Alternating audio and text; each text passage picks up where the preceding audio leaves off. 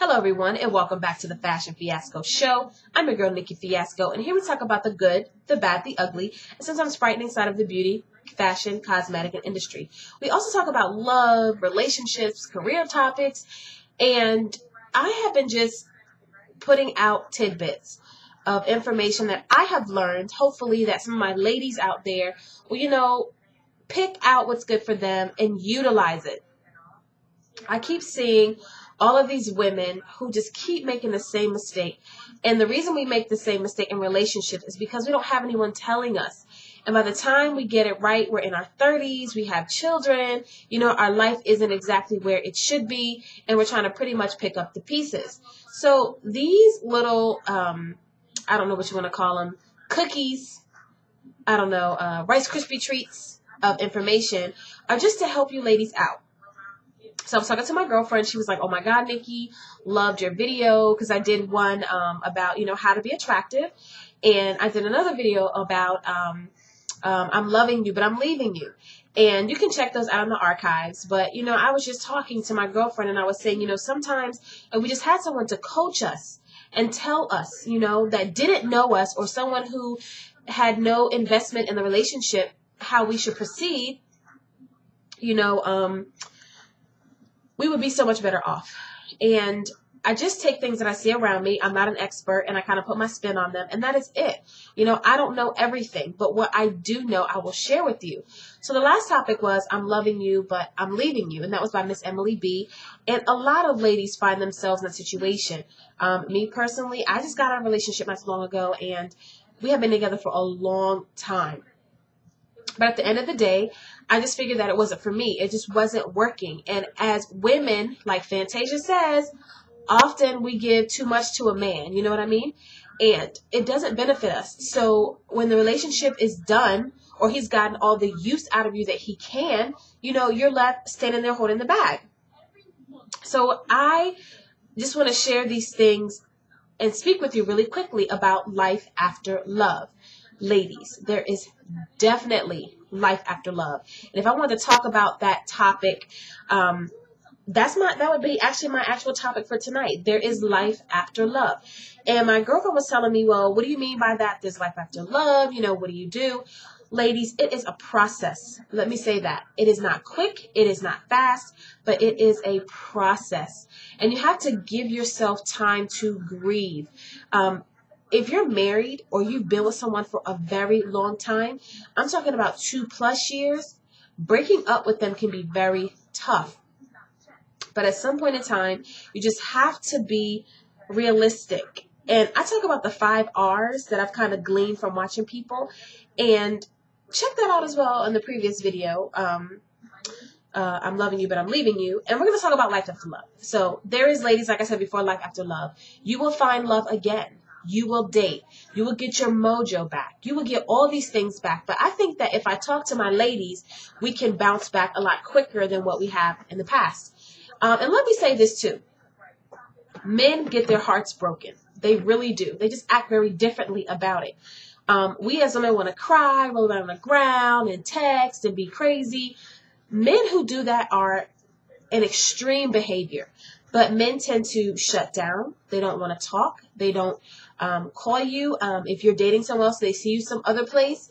They project negativity. I mean, it's just a bunch of different things. And it's true. Men can go from woman to woman to woman to woman. But if they've truly had their heart broken, there's no love there. So I'm just going to talk about some of the things that men and women can do when, you've been in a relationship with someone for a very long time. And whether you've been dumped or done the dumping, it doesn't matter because both parties are still affected and you all still love each other. Like, I'm not going to send this camera and say, I don't love my ex. I love him with all of my heart. But what I've learned to do is wish him light and love.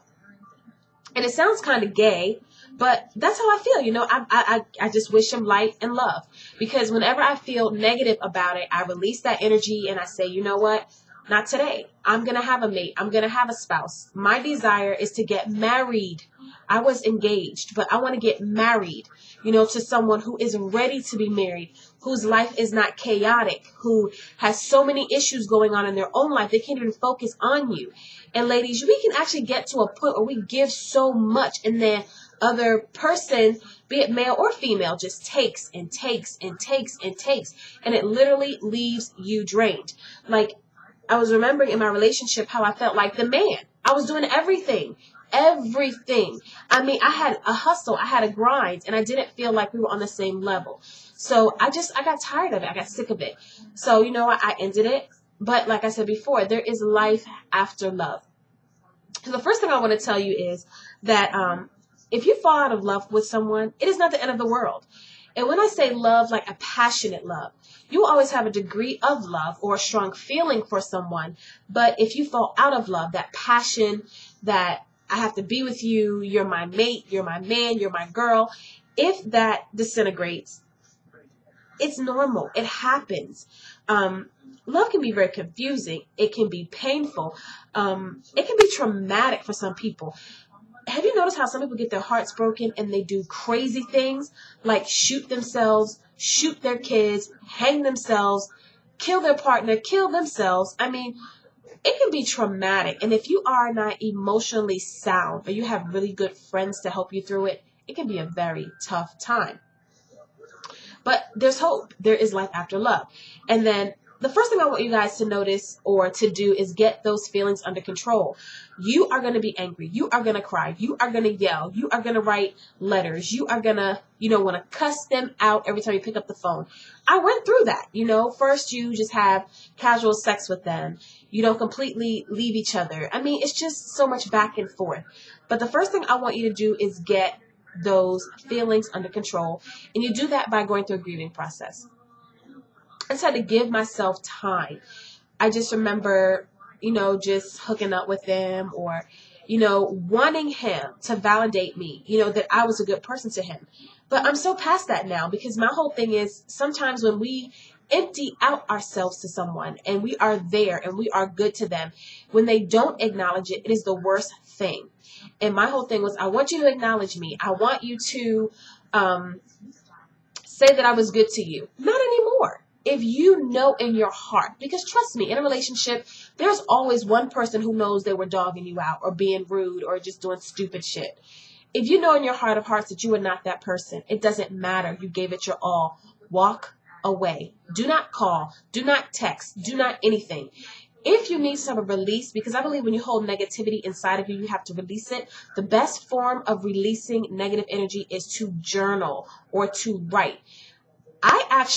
I'm not afraid of a minute. I sent an email like a month and a half later and said, this is why we're not together. And I left it at that. I put everything I felt in an email, sent it, left it. That was it. No more discussion, no more talking, no more anything.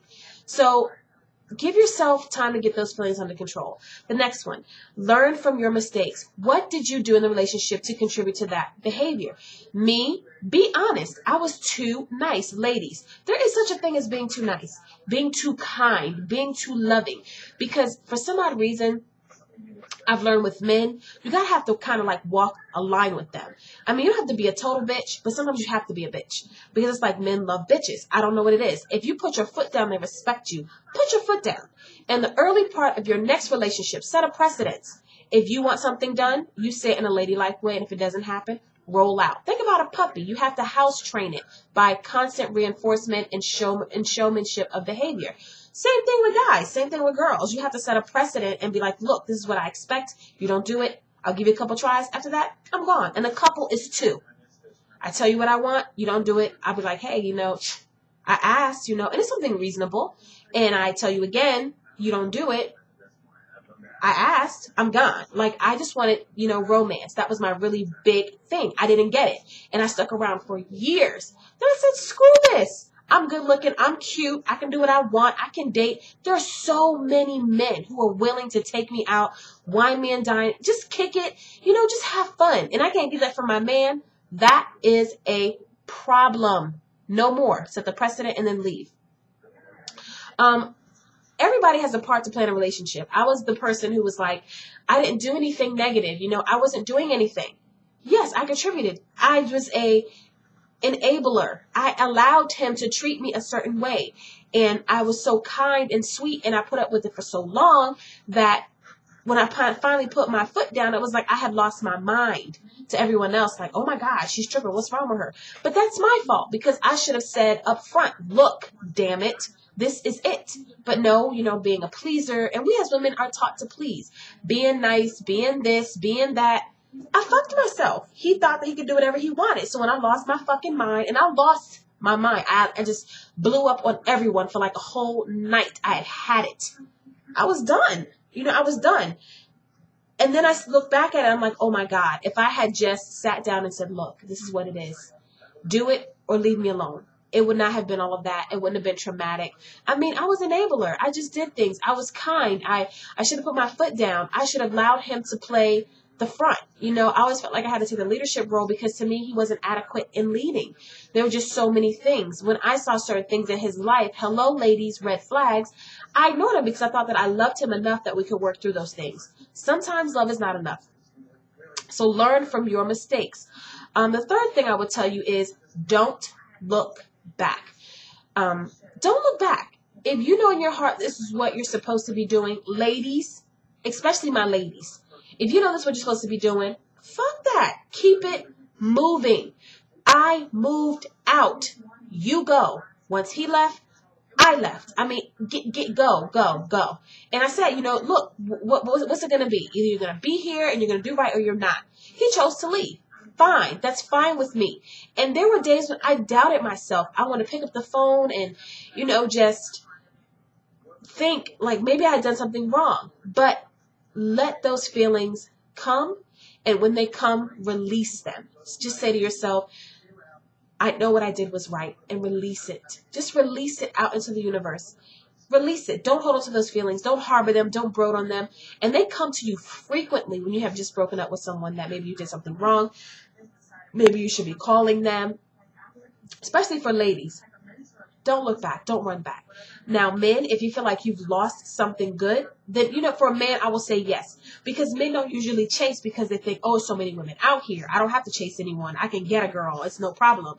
But if you truly love someone, and if it's meant to be, it'll be. Not that he was a bad person. He just wasn't my person at the time. So, like I said before, don't look back. I mean, what else would I tell you? I actually have some notes that I'm looking at because I've been thinking about this. Starting over. Yes. So sometimes you just have to start over. There's nothing starting from the ground and working back up. I moved. I have a beautiful house, 4 bedrooms. I mean, just nice. My bills are paid. I have no issues, no problems. I said, God, powers, whatever you are, look, this is what needs to be done. And in starting over, I just keep all the lessons that I've learned. I am so open to dating other people of other races, just kicking it, having fun. I'm not going to box myself in anymore. I feel like I was boxed in. I have a requirement, and my requirements are easy, but one of my most important things is being honest with myself. I need romance, period. I mean, I just need it. I don't have to justify it to anyone. Be honest about yourself, about what you want in a partner. Because like I said before, there are 3 things that usually happens in life. Some things are just needs. I need it. Some things I can compromise with. Some things I don't need at all. Okay? So that was a need for me. I needed physical affection, physical love, dinners, gifts, hanging out. I mean, it doesn't have to be a big thing. It could be 1 rose. It could be a bouquet of roses. I don't know. It could be a small necklace. It could be a trinket. It doesn't matter. That is how I receive love. That to me is love language. But like I said, if I had to tell you guys anything about relationships, I mean, hey, really simple 4 pointers, doing really, really quickly. There is life after love. So the first thing you need to remember is to get those feelings under control. Learn from those mistakes. Don't look back. And just know that starting over is not always the end. You guys have a good night. Bye.